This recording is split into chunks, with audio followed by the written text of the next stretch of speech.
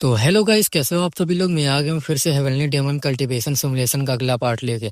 तो चलो फिर शुरू करते हैं। हमें दिखाया जाता है कि ग्यूम का प्रोजेक्शन हमारे एमसी पे अटैक करता है, लेकिन हमारा एमसी बहुत इजीली डॉज कर रहा होता है और हमारा एमसी कह रहा होता है कि यहाँ क्या चल रहा है, क्या ग्यूम बहुत धीमा हो गया है। तभी हमारा एमसी उसके ऊपर एक जोरदार स्ट्राइक करता है और वो पीछे घिसट जाता है और अपने मन में कहता है वो बहुत कमजोर है। ऐसा क्यों, हमारे लेवल में इतना अंतर नहीं है, वो मुझसे इतना कमजोर क्यों महसूस करता है। ग्यूम एक अर्ली एडवांस मास्टर है। डेमोनिक कल्ट में हम आमतौर पर अर्ली ट्रू मार्शल आर्ट को एडवांस डेमोनिक मार्शल आर्ट के रूप में जानते हैं, लेकिन उनके वर्तमान मार्शल आर्ट लेवल के आधार पर मैं कहूंगा कि वो एक सुप्रीम मास्टर और एडवांस मास्टर के बीच कहीं है। इसका मतलब ये है कि हम लगभग एक ही लेवल पर हैं, लेकिन नॉर्मल मार्शल आर्ट लेवल पर लोगों के बीच सिमिलर है। उनके हेल्थ और क्यूआई में थोड़ा सा भी अंतर रिजल्ट पर बहुत बड़ा प्रभाव डाल सकता है। और हमारा एमसी उससे कहता है कि है, और अपना मन में कहता है यही एकमात्र एक्सप्लेनेशन है जो मैं सोच सकता हूँ। और उससे कहता है कि बस प्लम ब्लॉसम शॉर्ट टेक्निक का यूज करो, मुझ पर अपना सबसे पावरफुल हमला करो, अदरवाइज तुम बस मेरे समय बर्बाद कर रहे हो। ये बात सुन के वो कहता है कि तुम बास्टर, और कहता है कि तुम्हारी हिम्मत कैसे हुई, और तेजी से बढ़ जाता है अटैक करने के लिए। लेकिन हमारा एमसी इसके अटैक को बहुत इजीली डॉज कर रहा होता है और अपने मन में कह रहा होता है कि प्लम ब्लॉसम शॉर्ट टेक्निक के लिए जागरूकता की जरूरत है। तुम्हारी अपनी गतिविधियों और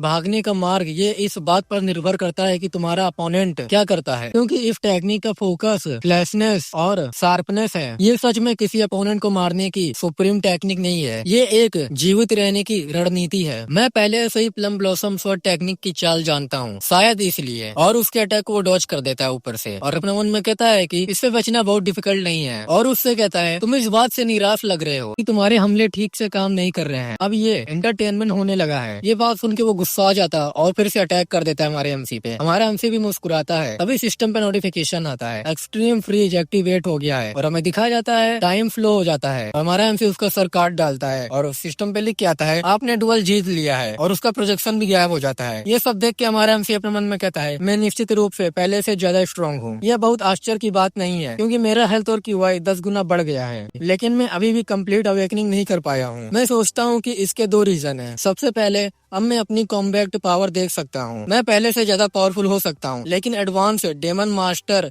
बनने के लिए मुझे कम से कम 30 मिलियन की जरूरत है। और हमें दिखाया जाता है हमारे एमसी की कॉम्बैक्ट पावर 1,99,90,90,000 हो गई है। और हमारा एमसी कह रहा होता है एग्जाम्पल के लिए ग्यूसामा की कॉम्बैक्ट पावर कम से कम 30 मिलियन थी, मेरा अभी भी एक लंबा रास्ता तय करना बाकी है। फिर ऐसे ही शाम हो जाती है और हमारा एमसी कह रहा होता है कि दूसरा क्यूआई कंट्रोल। यही रीजन है कि पहले मेरी प्रोग्रेस एक एडवांस डेमन मास्टर के लेवल तक पहुँचने से पहले प्रीम मास्टर के बारी चरम पर रुक गई थी। मैं अभी भी एडवांस रिस्टोरेटिव ब्रीथिंग के बारे में नहीं जान पाया हूँ। मेरे सर के ऊपर मेन मास्टिक चैनल अभी केवल आधा खुला है। मुझे कोई रास्ता ढूंढना होगा, मेरी खुद की रास्ता। मैं 4 पावरफुल मार्शल आर्ट स्कूलों को जानता हूँ, लेकिन वो सच में मेरे विकास के रास्ते में आ रहे हैं। चुनने के लिए बहुत सारे रास्ते हैं, मुझे तो ये भी पता नहीं कि मैं कहाँ जाऊँ। इसका केवल एक ही रीजनेबल कंक्लूजन है, मुझे बस अपने हेल्थ और क्यूआई को बेहतर बनाने पर ध्यान देना होगा और अपने मन को ट्रेनिंग करवाना होगा। ऐसे समय में काश मेरे पास कोई मास्टर होता जो मुझे सिखाता, शायद वो मुझे ऐसे समय में आगे का रास्ता दिखा सके। मुझे आज सच में एआई की बहुत याद आ रही है। फिर हमें अगले महीने का सीन दिखाया जाता है जहाँ कोई कहता है कि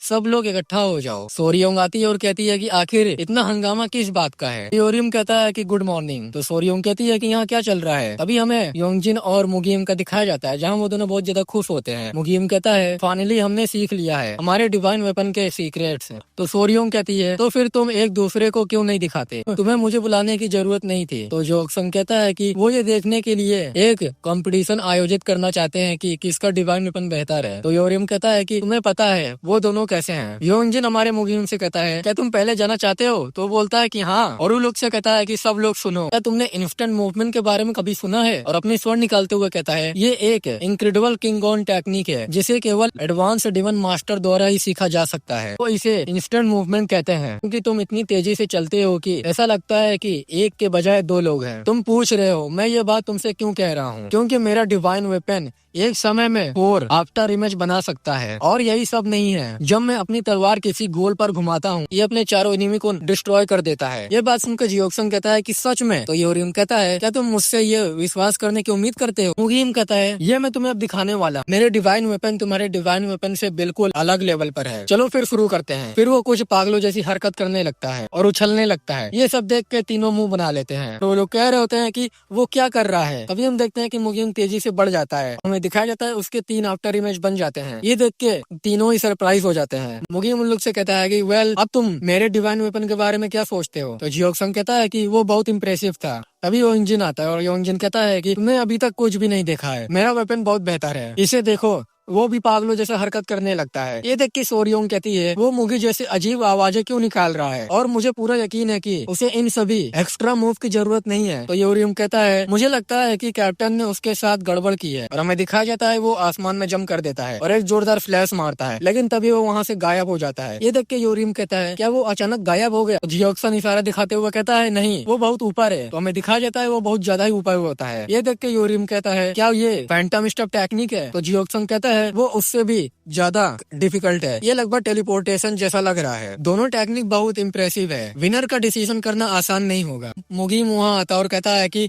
बहुत बढ़िया। तो वो बोलता है कि तुम इसके बारे में क्या सोचते हो? और हमें दिखाया जाता है वो दोनों हाथ मिला के बहुत जोर जोर हंस रहे होते हैं। जियोक्सन कहता है मुझे लगता है कि किसी को उन्हें बताना चाहिए, कैप्टन ने मजाक के तौर पर उनसे ये सब एक्स्ट्रा काम करवाया था। तो सोरियोंग कहती है कि उन्हें रहने दो, हम उन्हें अंतिम मूवमेंट में बता सकते हैं। तभी हमें दिखाया जाता है एक चट्टान टूट जाता है। ये देख के योरियम कहता है वो क्या था, लैंडस्लाइड? सोरियोंग कहती है कि नहीं, ये लैंडस्लाइड नहीं था, वहाँ पर तो कैप्टन है। और हमें दिखाया जाता है हमारे एमसी को, जहाँ हमारा MC infernal Hellfire blast technique को यूज करके तेजी से बढ़ जाता है और एक जोरदार स्लैश करता है, जिससे एक जोरदार एक्सप्लोसिव फायर निकलती है और आसपास की चीजों को तहस नहस कर देती है और चट्टाने भी टूट जाते हैं। ये देख के हमारा एमसी कहता है यही इन्फर्नल हेलफायर ब्लास्ट टेक्निक है, ये ऑर्डिनरी फ्लेम से डिफरेंट है। अर्थ को हिला देने वाले उस एक्सप्लोजन के बाद भी आग लगातार जल रही है। इससे मुझे एक बार फिर एहसास हुआ कि इन्फर्नल हेलफायर की आग के विस्फोट में महारत हासिल करना और एक एडवांस डेमन मास्टर के लेवल तक पहुंचने के लिए ग्यूसामा कितना पावरफुल होना चाहिए। इससे भी ज्यादा चौंकाने वाली बात यह है कि ये तो इन्फर्नल हेलफायर ब्लास्ट की सबसे पावरफुल टेक्निक भी नहीं है, इसके ऊपर अभी भी एक और है, इन्फर्नल एनिहिलेशन टेक्निक। इस डेमोनिक मार्शल आर्ट की पावर प्राकृतिक दुनिया में मौजूद नहीं है। ये आग का ऐसा विस्फोट है जो एबनॉर्मल ह्यूमन के लिए असनी है। केवल वे लोग जो सुप्रीम डेमन के लेवल तक पहुंच गए हैं इस टेक्निक का यूज कर सकते हैं। मैं सोच रहा हूँ कि उस लेवल तक कैसे पहुंचूं। अब मैं अल्टीमेट विंड गॉड टेक्निक को यूज करूंगा। जब एआई ने इसका यूज किया तो मैंने पहले ही देख लिया था कि ये टेक्निक कितना पावरफुल है। विंड गॉड टेक्निक की तरह इसे शुरू करना थोड़ा डिफिकल्ट है, लेकिन ये कोई बड़ी समस्या नहीं होगी क्योंकि मेरे पास ये जूते हैं जो एल्डर बेखून ने मुझे दिए थे, फ्लेमिंग रेड बूट्स। इसने काम किया। इन बूट्स के बिना मैं अल्टीमेट विंड गॉड को सक्रिय करना भी शुरू नहीं कर सकता था, क्योंकि मैं अभी भी इस भाग को ठीक से नहीं समझ पाया हूँ। इसका मतलब है कि अगर मैं ये जूते खो दूं, मेरे लिए जीवन बहुत कठिन हो जाएगा। ये केवल मेरे पर लागू नहीं होता, ये बात मेरे सबऑर्डिनेट के डिवाइन वेपन के लिए भी लागू होता है। नियम ये है कि जब मैं अतीत में जाता हूँ तो डेथ के समय वेपन वहीं रहते हैं जहाँ वो हैं। ये बात मेरे सबऑर्डिनेट के लिए भी सत्य प्रतीत होती है। जब मैंने योंजिन को उसके नए स्किल के बारे में बताते हुए उससे उसके पुराने वेपन के बारे में पूछा, उसे इसकी कोई याद नहीं थी। अगर मैं पहले मर जाऊं, ये जानने का कोई तरीका नहीं है कि मेरे सबऑर्डिनेट ने अपने हथियार कहाँ खो दिए, क्योंकि मैं नहीं जानता कि वो कितने समय तक जिंदा रहे। ये डिवाइन वेपन हमें अद्भुत क्षमताएं प्रदान करते हैं, पर वहाँ अगर हम उन पर बहुत ही ज्यादा निर्भर रहेंगे वो हमसे और भी ज्यादा दूर हो जाएंगे। और अपनी स्वॉर्ड जमीन पे रख देता और कहता है कि इस स्वॉर्ड ने अल्टीमेट विंड गॉड टेक्निक को लगभग 2 गुना पावरफुल बना दिया। सबसे पहले मैं ये देखूंगा कि तलवार के बिना ये स्किल कितना मजबूत है। और फाइटिंग पोजीशन ले लेता है और कहता है ये कर्स और ब्लेसिंग दोनों है। कभी कभी ऐसा लगता है कि इससे सिचुएशन और भी ज्यादा क्योटिक हो जाती है, लेकिन सच में सब कुछ केयरफुली प्लान है। ऐसा लगता है कि जैसे इन सब के पीछे कोई है। और हमारा MC ultimate wind God technique को यूज करके एक जोरदार अटैक करता है जिससे लाइटनिंग पैदा होती है और सामने की चट्टान में होल हो जाता है। और हमारा एमसी अपने मन में कहता है वो इमरजेंसी तुम्हारी हेल्प करेंगे। तुम सही थे एआई, ये स्किल इतना मजबूत है कि सबसे सुप्रीम डेमन में भी केवल कुछ ही लोग इसकी पूरी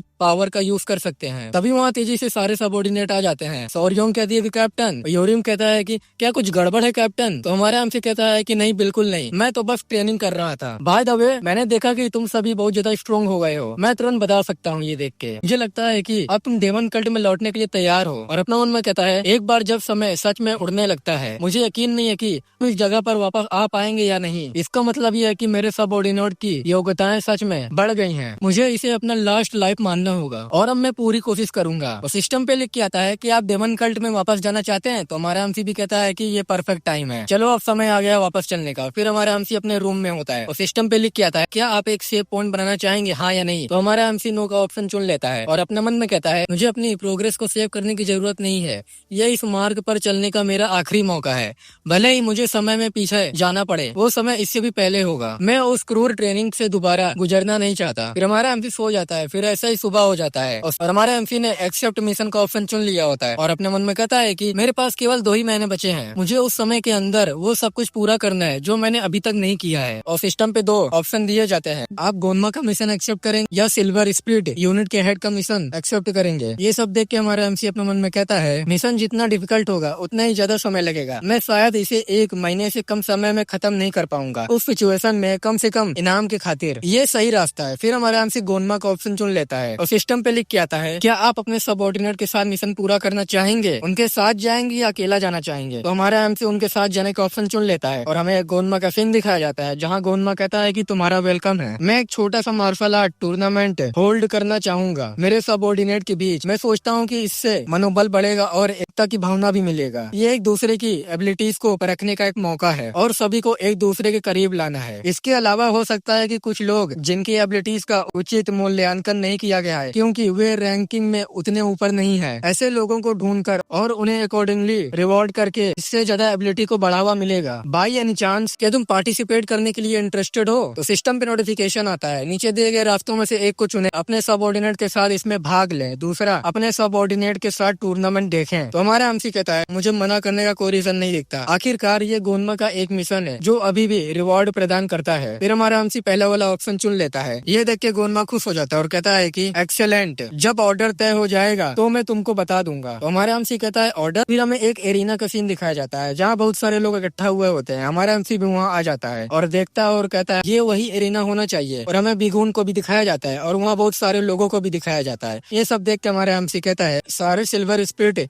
यूनिट के कमांडर और बाकी सभी लोग यहीं पर हैं। मुगीम हमारे एमसी से धीरे आवाज में कहता है कि कैप्टन क्या तुमने उन्हें देखा? ये 7 लेजेंडरी दूत हैं जो सीधे लॉर्ड गोनमा के लिए काम करते हैं। तो योंगजिन कहता है क्या उनमें से कोई साथ नहीं होंगे, कोई गायब है? तो मुगीम कहता है कि शायद उनमें से किसी को मिशन पर भेजा गया होगा, लेकिन मुझे यकीन है कि ये वही लोग हैं। और कौन होगा जो इस तरह काले कपड़े पहने होंगे? तो हमारा एमसी कहता है कि मुझे लगता है कि तुम सही हो कैरियोंग माँ, ये उस समय की बात है जब एक मिशन पर जाते समय उन्हें बंदी बना लिया गया था, इसलिए वो यहाँ नहीं है। सोरियोंग पीछे से कहती है तब तो वो 4 चैंपियन होंगे और हम देखते हैं कि लॉर्ड गोनमा के साथ 4 लोग बैठे हुए होते हैं। तो सोरियोंग कहती है कि मैंने सुना है कि उनमें से एक सुप्रीम डेमन मास्टर भी है। तो योंगजिन कहता है कि ये इम्पॉसिबल है, वो सभी ज्यादा से ज्यादा एडवांस डेमन मास्टर है। तो योरिम कहता है कि ये प्रोबेबली ट्रू है, लेकिन कुछ लोगों का कहना है कि उनमें से एक किसी रीजन अपनी असली योग्यताएं छुपा रहा है। तुमको क्या लगता है अगर ये बात बाहर आ गई तो क्या होगा? क्या लॉर्ड गोनमा का एक सुप्रीम डेमन है? तो सोरियोंग कहती है कि तुमने ये बात किससे सुनी? भाई जियोक्सन कहता है कि मुगी देखो क्या ये तुम्हारे फॉर्मर मास्टर नहीं है? तो वही बोलता है कि क्या? तभी वो देखता है तो वहाँ एल्डर नोक भी होते हैं। तो योंगजिन कहता है कि अरे तुम सही कह रहे हो, एल्डर जोंगग्योन नोक भी वही है। मैंने सुना है कि वो कैप्टन सियोली को जानते हैं, लेकिन मुझे उम्मीद नहीं थी कि वो लॉर्ड गोनमा का साथ देंगे। तो मुगीम कहता है कि वो बूढ़ा आदमी किसी काम का नहीं है। तो योंगजिन कहता है क्या वो तुम्हारे फॉर्मर मास्टर नहीं है? मुगीम कहता है कि हाँ, उसका स्वभाव बहुत खराब है जिससे कोई मदद नहीं मिलती, तुम बात करने वाले पर्सन हो। और हम देखते हैं कि पीछे से चारों का मुंह बना हुआ होता है। सोरियोंग कहती है फिर भी 5 एल्डर बहुत बुरे नहीं है। जियोक्सन कहता है कि तुम्हारा क्या मतलब है? सेंट्रल प्लान में 30 से ज्यादा एल्डर्स हैं। तो सोरियोंग कहती है कि लेकिन 3rd डिसाइपल आर्योंग को भी केवल 5 एल्डर ही साथ दे रहे हैं। इसके अलावा लॉर्ड गोनमा को पहले केवल 3 एल्डर का समर्थन प्राप्त था। लॉर्ड गोनमा ने अवश्य 2 और एल्डर को जीत लिया होगा। तभी हमें रेफरी का दिखाया जाता है जहाँ रेफरी चिल्ला के सभी से कहता है तुम सभी का आने के लिए तुम्हारा शुक्रिया। लॉर्ड गोनमा के वफादार सबऑर्डिनेट डेमन कल्ट के 4 डिसाइपल, इस तथ्य के बावजूद कि तुम सभी लॉर्ड गोनमा के लिए काम करते हो, तुम मिशनों को पूरा करने में इतने व्यस्त रहते हो कि तुम में से अधिकांश लोगों से पहले कभी मुलाकात ही नहीं हुई। आज का टूर्नामेंट तुम्हारे लिए बेहतर परिचित होने का अवसर होगा और एक दूसरे के साथ क्लोज बॉन्ड बनाना भी। लेकिन अगर ये महज भोजन के साथ मिलने जुलने का कार्यक्रम होता, ये डेमन कल के अनुकूल नहीं होगा, है ना? ये टूर्नामेंट तुम सभी के लिए खुद को साबित करने का एक मौका है। जो भी तुमने स्किल में कॉन्फिडेंट है आगे बढ़ो, जो भी ये महसूस करता है कि उसने इनफ ट्रेनिंग ले लिया है वो आगे बढ़े। जो कोई भी यहाँ खुद को साबित करता है और एडवांस स्किल दिखाता है, लॉर्ड गोनमा द्वारा उसको रिवॉर्ड दिया जाएगा। आपको आपके पद के अनुसार साझेदार किया जाएगा। कंपनी के मेंबर के साथ और कमांडर के साथ तुम्हारे पास अपनी कॉम्बैट एबिलिटी को दिखाने का एक मौका होगा। अपने अपोनेंट को मारने के बारे में चिंता करने की जरूरत नहीं है। अगर किसी मरने का खतरा होगा तो बीच में आकर लड़ाई रोक दूंगा। अब टूर्नामेंट शुरू हो रहा है।